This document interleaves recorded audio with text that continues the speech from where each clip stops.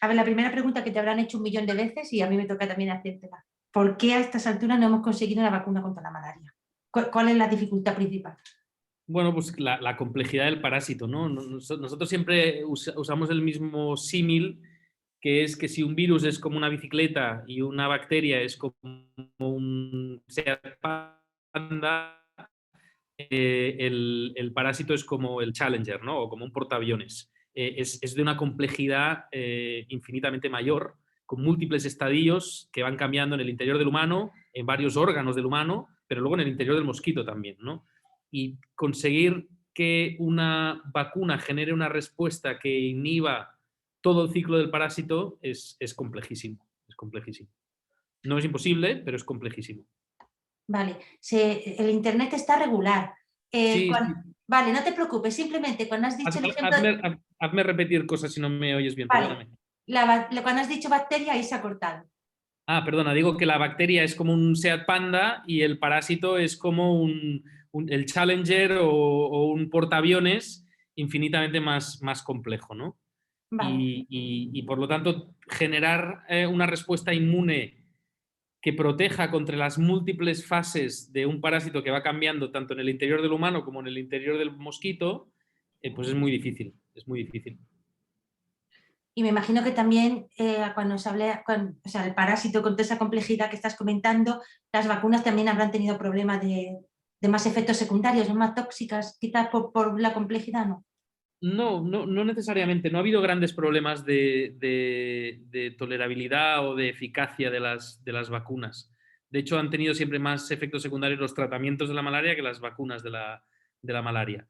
Pero no, ese no es el problema. El problema es que siempre todas las vacunas de la malaria han tenido una eficacia leve, moderada como mucho. Con la excepción de las dos últimas noticias de vacunas recientes, pero que en malaria tengas una eficacia entre un 30 y un 50% se considera un triunfo, cuando en cualquier otra enfermedad tu ambición es tener un 95% y si no tienes una vacuna con un 90 o un 95% de eficacia, casi que la tiras a la basura, ¿no? Ese prototipo. Y en cambio en la malaria, como no hay nada mejor, pues nos tenemos que conformar con protecciones moderadas y no excelentes. Hoy, bueno, esta semana también hemos conocido que, ¿no? que se ha dado el certificado de erradicación de la malaria en China. Ha habido más regiones del mundo que han erradicado la malaria. Por lo tanto, ¿qué papel tiene la vacuna? Si se puede erradicar la malaria. Pues hasta ahora se le daba un papel pequeño a la vacuna porque la realidad es que la gran mayoría, bueno, todos los países que han conseguido eliminar la malaria de su territorio lo han hecho sin vacuna. Hasta ahora no hay vacuna, con lo cual se ha demostrado múltiples veces que se puede eliminar la malaria de un país simplemente con mejorar la cobertura de las herramientas que ya existen contra la malaria. El problema es a la velocidad que lo haces, ¿no? El ejemplo de Sri Lanka, por ejemplo, se menciona mucho, un país que en los años 60-70 llegó a tener 17 casos en un año solo de malaria, o sea que estaba realmente en el último kilómetro de la eliminación, se relajaron las medidas y hubo epidemias múltiples volviendo a centenares de miles de casos por año, ¿no? Entonces, una vacuna de la malaria que fuera altamente eficaz, o sea, con eficacias mejores de lo que tenemos hasta ahora, ahí sí que podría jugar un papel importante, ¿no? Y acelerar de forma muy rápida el proceso entre tener muchos casos a tener unos poquitos casos y por lo tanto que el país sea elegible para eliminar. Vale, hasta ahora ya terminaremos hablando de la de Hoffman, ¿no? Se llama Sí. Pero hasta ahora, bueno, otra cosita, me tienes que contar qué hacéis en vuestro centro de investigación en Mozambique también para contextualizar un poco tu entrevista, ¿no? Sí, ¿Qué proyectos tenéis así más que tú me quieras destacar y de lo que puede ser en este momento? Bueno, el proyecto con el que nació el centro, el primer proyecto gordo fue la vacuna de malaria, la RTSS, que la primera prueba en niños africanos se hizo aquí. Y hicimos todos los estudios de fase 2, que en malaria se llama fase 2B, con un ensayo clínico de 2.000 niños, donde se demostró por primera vez que la vacuna funcionaba y protegía contra la enfermedad grave y protegía contra la infección, con unas protecciones imperfectas o parciales, pero muy robustas, o sea, muy estadísticamente significativas, ¿no?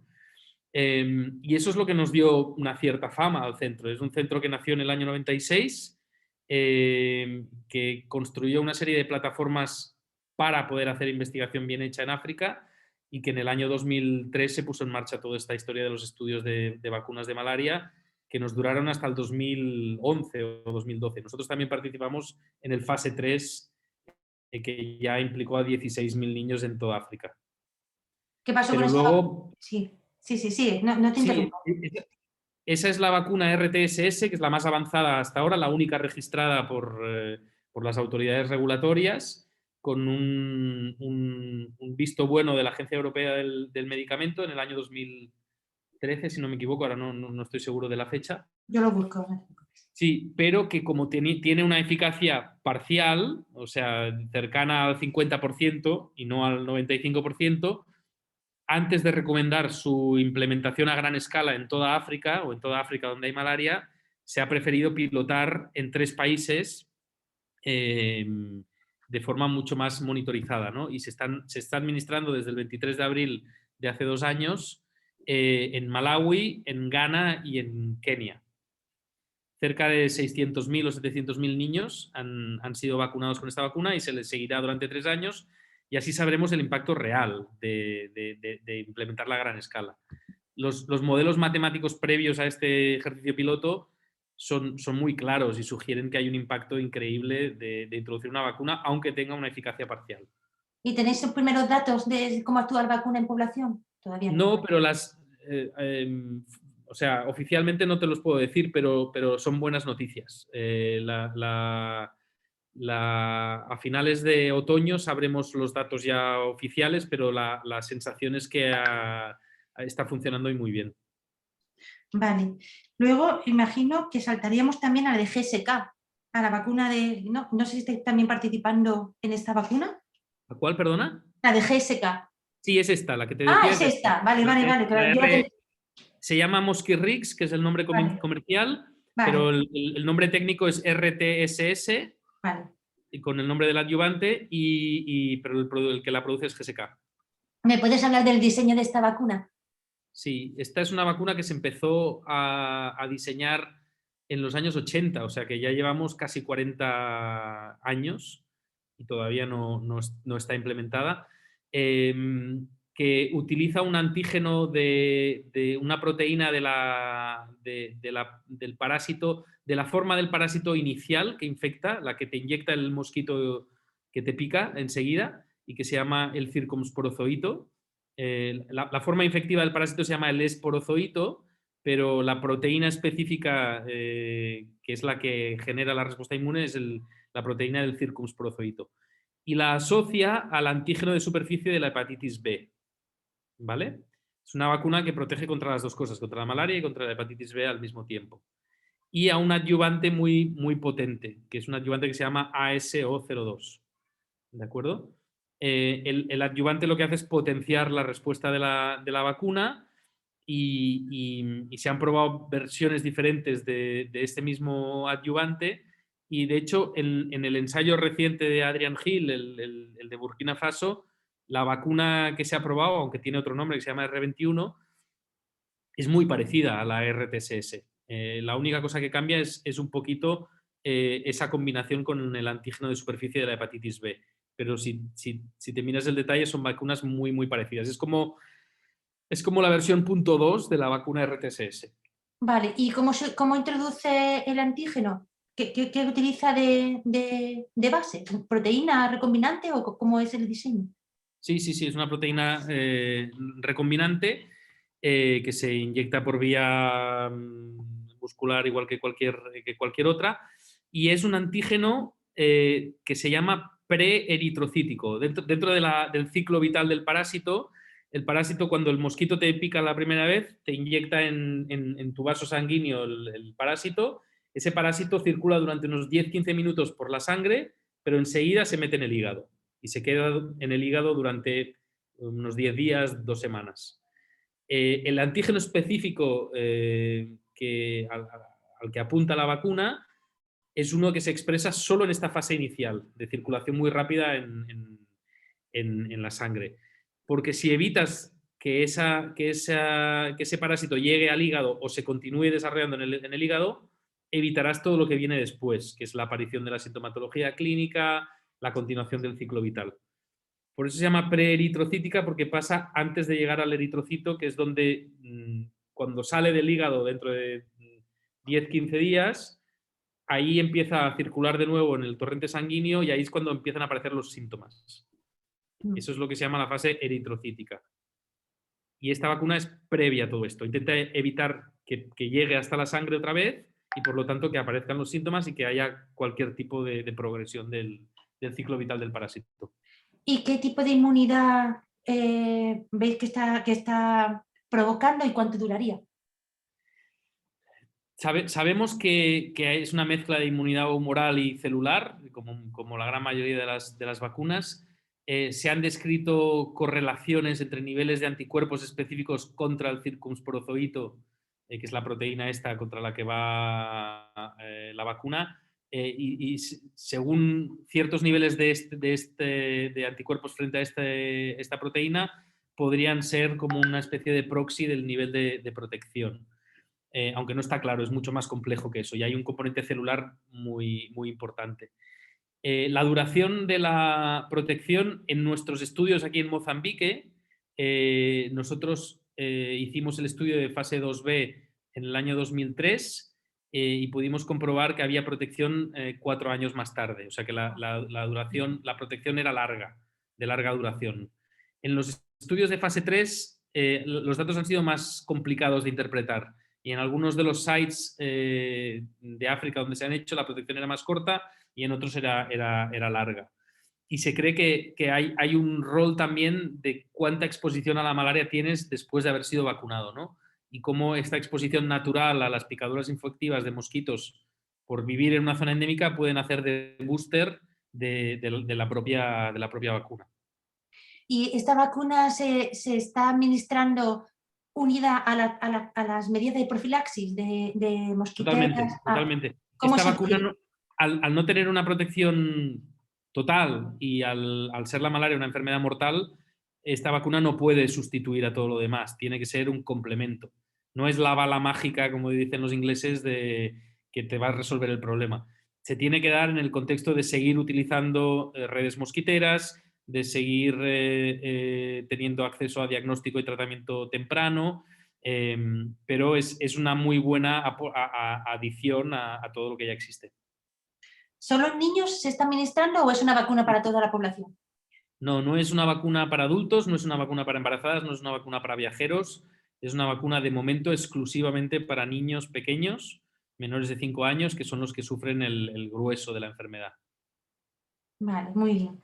Y vamos si te parece, ya directamente a la información de esta semana que me mandaste tú, muchísimas gracias, sobre bueno, toda la investigación que estaba haciendo este científico, ¿no? Stephen Hoffman, pero sobre todo los primeros datos, ¿no? De estos primeros voluntarios a los que se ha infectado, la protección es altísima. Es una cosa nueva en malaria.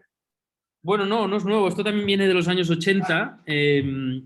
La hipótesis que se generó en los años 80 es que si tú atenuaras a los parásitos y te infectara un parásito atenuado, y una manera de atenuarlo es irradiando a los mosquitos que están infectados, ese parásito no progresaría en todo su ciclo vital, pero al inoculártelo generaría una respuesta inmune idéntica a la de la infección natural, ¿no? Esto evidentemente es una idea brillante, pero la ejecución o la implementación de esto en forma de vacuna es muy difícil, porque para hacer estos estudios que se hicieron en los años 80, tú cogías una máquina de rayos X o la manera que tuvieras de irradiar, irradiabas a una colección de 200 mosquitos que estaban todos infectados y luego le ponías el vasito con los mosquitos en el brazo al señor. El voluntario se dejaba picar por 200 mosquitos durante 10 minutos, que estaban todos infectados, y se veía si desarrollaba enfermedad o no enfermedad al cabo de unos días, ¿no? Estos métodos, que son muy peregrinos y muy de andar por casa, sirvieron para demostrar que la hipótesis o que la estrategia era viable y que realmente confería una inmunidad prácticamente total, pero de ahí a convertir esa idea en una vacuna hay un gran paso. Y entonces llegó Steve Hoffman, que es buen amigo, lo conocemos muy bien y hemos trabajado mucho con él, y lo que hizo es poner en marcha una fábrica de producción de esporozoitos irradiados, de la forma infectiva del parásito, que lo que hace es los hace crecer en el laboratorio a los parásitos, infecta a los mosquitos y luego disecciona a los mosquitos para sacarles de sus glándulas salivares los esporozoitos. Quique, Son atenuados, son menos perdóname, patogénicos. es que te has cortado. Habíamos quedado en, Perdona, ¿dónde me he quedado? en el que estaba extrayendo las glándulas salivares y ahí se ha cortado. Sí, la fábrica de Steve Hoffman, la empresa que se llama Sanaria, lo que hace es,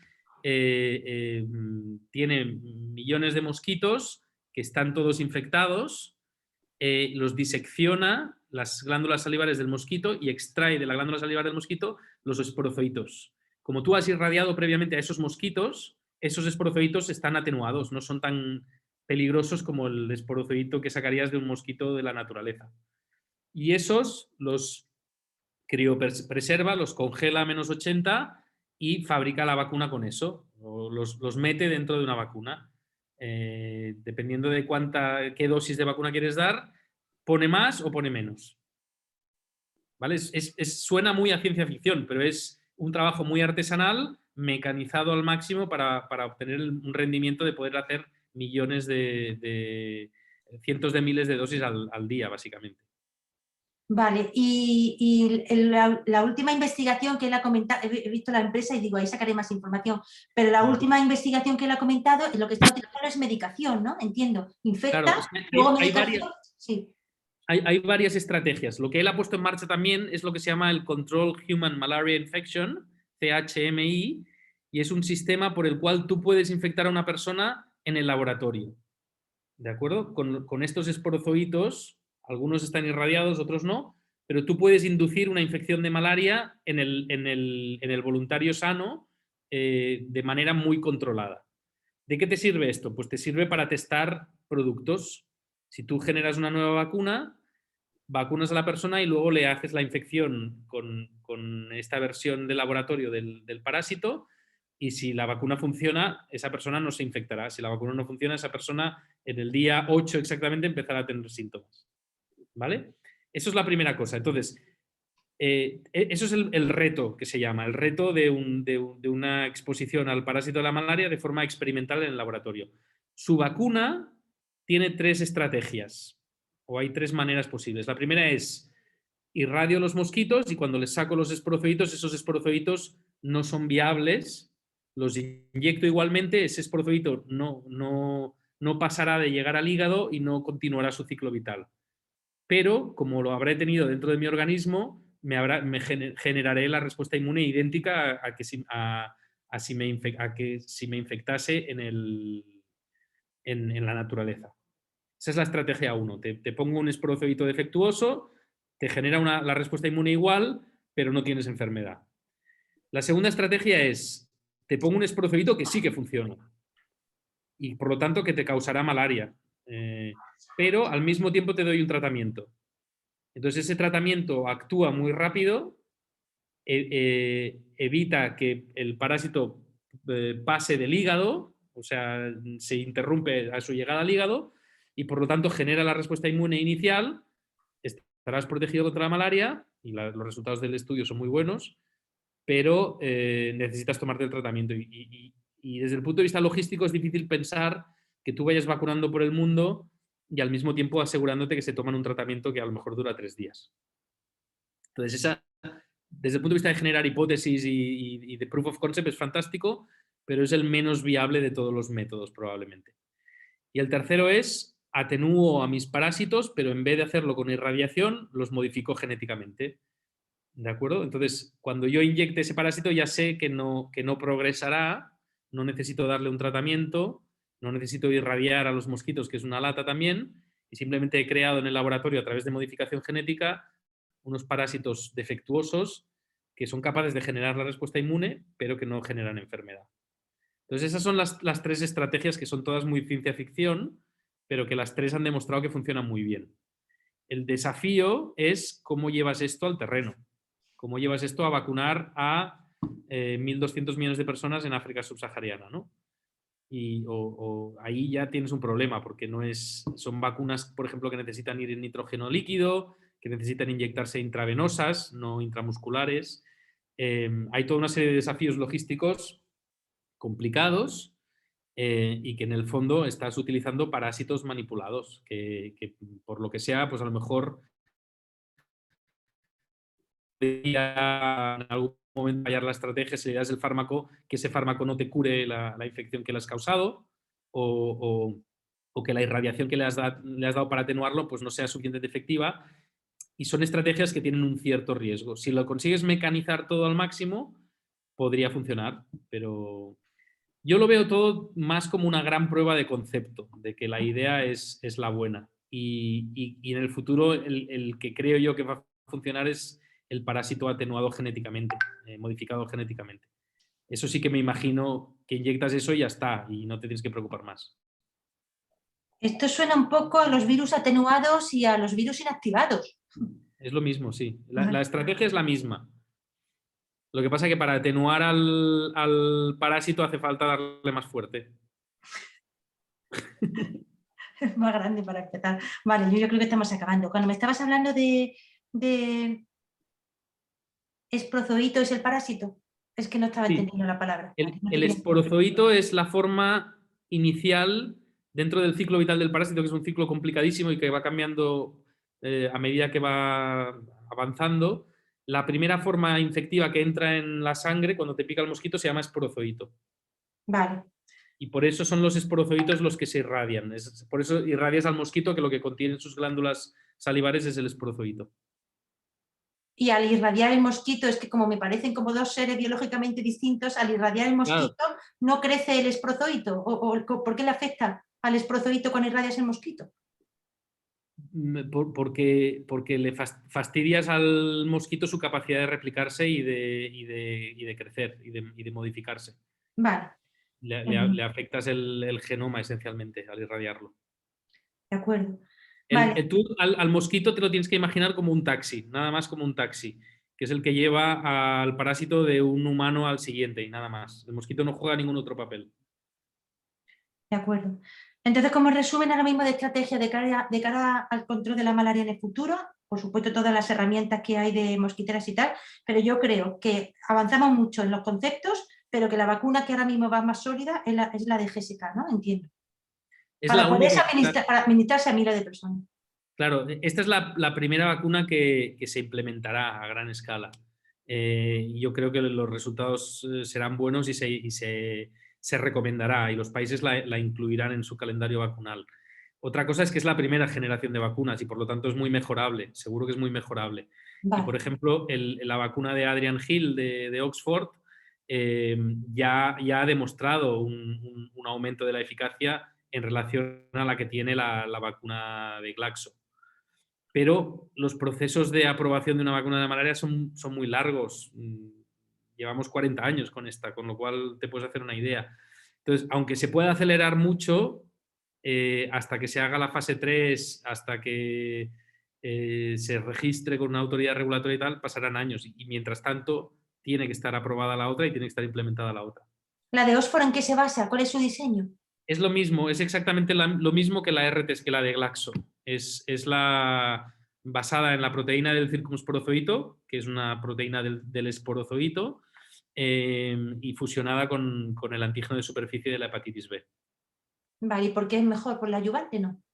El adyuvante es diferente y es un adyuvante de Novavax, de esta compañía americana de vacunas, y se cree que es mejor y por lo que explican en el paper, no sé cuánta evidencia hay eso, hay más exposición de los epítopos de la malaria y menos del de la hepatitis. La otra era una súper buena vacuna contra la hepatitis y quizá por culpa de ser tan buena contra la hepatitis no era tan buena contra la malaria y esta expone más a los antígenos de la malaria y por lo tanto generaría una respuesta más fuerte. Vale.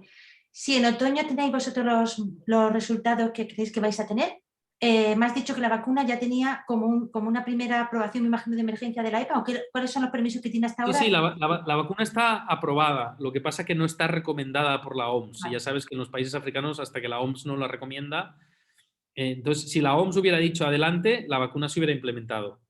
Y la OMS fue prudente, en parte porque quien lidera la OMS es Pedro Alonso, que fue el investigador principal de todos los ensayos en Mozambique de la vacuna RTSS, de esta vacuna de Glaxo. Y Pedro prefirió ser prudente y decir, bueno, tenemos una vacuna con una eficacia parcial, no un esfuerzo de implementarla en toda África si no somos capaces de demostrar que salva vidas. De acuerdo. Vale, por lo tanto, si en una mente que en otoño conseguís los resultados que creéis que vais a conseguir, lo siguiente ya que sea la propia Organización Mundial de la Salud la que la revise Exacto. los datos y diga adelante, ¿no? Y la recomienda y diga, esta vacuna está recomendada para administrarse en lactantes, o sea, en niños menores de 1 año, con 3 dosis durante durante el primer año de vida y una dosis de booster en el segundo año de vida. De acuerdo. ¿Será una vacuna o sea, universal para más países o es una vacuna centrada en la malaria que está afectando a África? Es una vacuna contra Plasmodium falciparum, o sea que predominantemente contra África, y de momento solo se está planteando utilizarla en África, que es donde está el grueso de la mortalidad por malaria en el mundo en los niños. Vale, pues en principio la parte científica ya está hecha, las vacunas ya están hechas y ya te dejo tranquilo. Simplemente 2 preguntas que pueden ser la misma. A todos los que estáis participando en este libro, me gusta preguntaros por qué os dedicáis a lo que os dedicáis. Fundamentalmente, ¿cuál es la parte pues, más bonita, ¿no? o que lleváis en este mundo de las vacunas? Unos me cuentan historias personales, otros me cuentan alguna historia de la vacuna que les haya emocionado y que incluso les enganchó. ¿Y cuál es tu historia? Bueno, a ver, yo no concibo la investigación clínica sin traslación y sin impacto, ¿no? Y la gran mayoría de la investigación biomédica que se hace en el mundo no ves las consecuencias hasta muchos años después, ¿no? La suerte de trabajar en la malaria es que ves las cosas a la velocidad que están pasando, ¿no? A tiempo real. Y claro, haber participado en la implementación del ensayo en su fase 2B, luego en su fase 3, ver que ahora ya se está pilotando en África y que a lo mejor en el 2022 los niños africanos tienen una vacuna para ellos y que les va a salvar las vidas, joder, no se me ocurre nada más gratificante desde el punto de vista de como investigador, ¿no? Por desgracia, los investigadores que hacen mucho trabajo más de laboratorio no ven ese impacto tan fácilmente, ¿no? Y los que hacemos más trabajo clínico epidemiológico o de implementación, tenemos la suerte que sí que lo vemos, ¿no? Y a mí eso es lo que me fascina del trabajo que hago. Y te puedo explicar la anécdota que en el año 2003 yo era residente de pediatría, yo ya conocía a Pedro Alonso por una historia, porque habíamos estudiado los dos en el mismo colegio, aunque con 15 años de diferencia, en estos colegios que se han puesto de moda ahora porque va la infanta, los colegios del Mundo Unido. Y tanto Pedro como yo estudiamos en el mismo y nos conocimos en la red de antiguos alumnos de estos colegios. Yo empecé medicina en el año en el año 93, justo después de acabar estos colegios, y Pedro llegaba a Barcelona en el 92, Pedro es madrileño, y nos conocimos en el 93 en Barcelona y me dijo, hombre, uno de Colegios del Mundo Unido, venme a ver y te explico lo que hago yo. Y yo le digo, bueno, es que a mí me interesa la medicina en África. Hombre, pues esto es lo que hago yo. Entonces, Pedro fue siempre el que me dio todas las oportunidades, pero en el año 2000 me permitió venirme aquí a Mozambique como estudiante para ver si me gustaba, me encantó, yo le dije que el día que acabase la carrera quería venir a vivir aquí, me dijo que me formara, me recomendó, me hizo de mentor muy bien hecho. Pero en el año 2003 yo estaba formándome como pediatra, él me había recomendado que me especializara, que si quería venir a trabajar a África, evidentemente era bueno estar especializado. Porque aquí no tienes herramientas diagnósticas, aquí has de ser mucho mejor clínico que lo que serías en casa, porque aquí no tienes apoyo de nada prácticamente.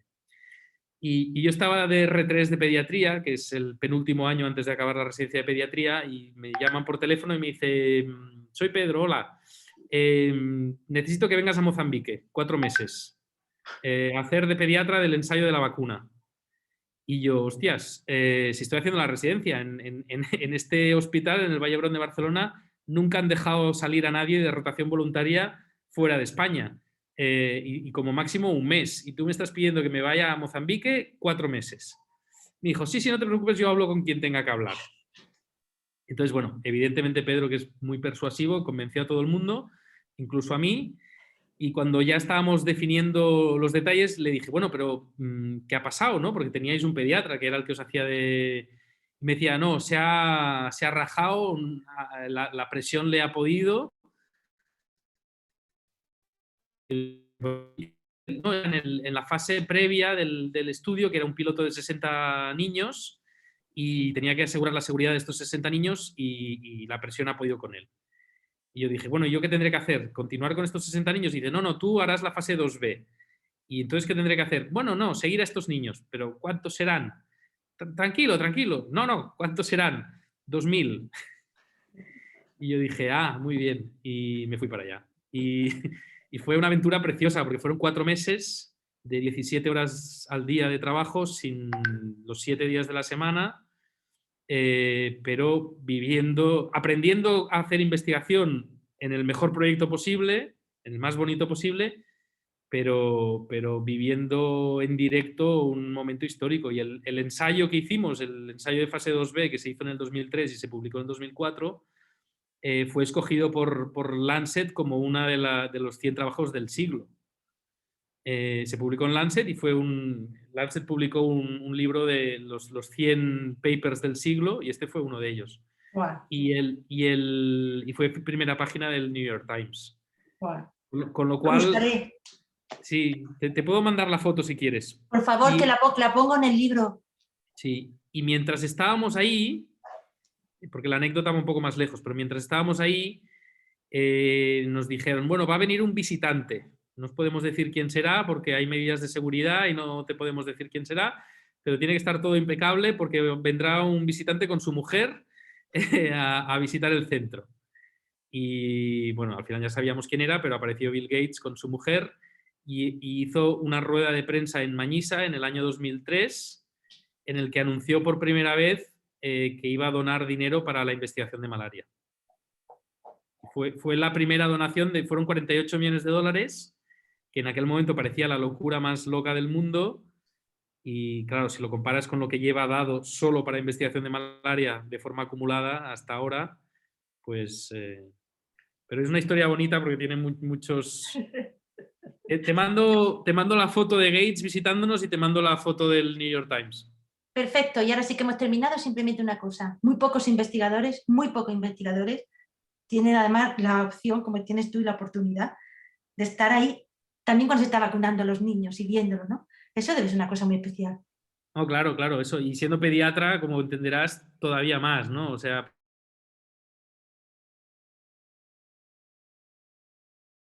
Quique, se ha cortado. Qué pena. Sada, se ha cortado. Hola. Se cortó. Ay, qué pena. Bueno. Vale. Como para que les llames y les preguntes si están bien. Nada, o no están bien. Quique, se ha cortado todo el rato. Cuando has dicho siendo pediatra y se ha quedado ahí. Nada, ya no funciona. Ay, qué pena. Hola. Nada, vale, es que se ha... Nada, se cortó. Nada, qué pena. Ya está congelado. Nada, y estás congelado. ¿Tú me oyes bien o no? Ahora sí, es que te habías quedado congelado. ¿Ahora me oyes? Sí, me has dicho, imagínate, porque además siendo pediatra, y ahí se cortó. Hostia, pues mira que me había salido redondo. ¡Joder! Imagínate que siendo pediatra no hay nada más bonito que ver cómo puedes poner en marcha un estudio de esta envergadura, ¿no? Y el impacto real que tu acción tiene. Yo no tengo nada que ver con la invención de la vacuna ni con el diseño de la vacuna. Yo nunca he participado en nada que tenga que ver con la elaboración de la vacuna. Pero en estas enfermedades tan olvidadas, el desarrollo clínico de estas vacunas, o sea, el demostrar que funcionan, es tan importante o más que la invención de la molécula en sí. o el diseño de la molécula. Imagínate que aquí la gente no tiene dirección, la gente no tiene teléfono, aquí la gente no es como hacer un ensayo clínico. El otro día yo metí a mi hijo en el ensayo de vacuna de COVID y me dieron una tarjeta de banco de prepago para que yo pudiera sacar el dinero que me iban a reembolsar por los viajes. O sea, una cosa de ciencia ficción. Aquí vamos con el Jeep a buscar a los niños a sus casas, porque no hay direcciones. Tenemos el GPS y sabemos dónde viven por el GPS. Entonces, el participar de todo esto, primero como elemento formativo para mí como investigador, ha sido increíble, ha sido la mejor escuela posible, porque además tenemos que hacer los estudios con el mismo rigor o más que si lo hiciéramos en Europa, porque aquí nos vigilan el triple por todas las aberraciones que se han hecho en investigación médica con africanos. Tenemos la obligación y el deber ético y moral de ser hiper escrupulosos y hacer las cosas hiper bien hechas. Pero como escuela de formación, a ver, mi primera experiencia con la investigación, que fuera meterme en un estudio de esta envergadura, vamos, es que no me lo creo ni yo de la suerte que tuve. Vale, muy bien. Pues muchísimas gracias por todo. Ya está, espero esa portada y esa foto y ya está, y que vaya muy bien, que estamos en contacto. Perfecto, gracias Graciela, cuídate. Cuídate tú también, chao. Chao.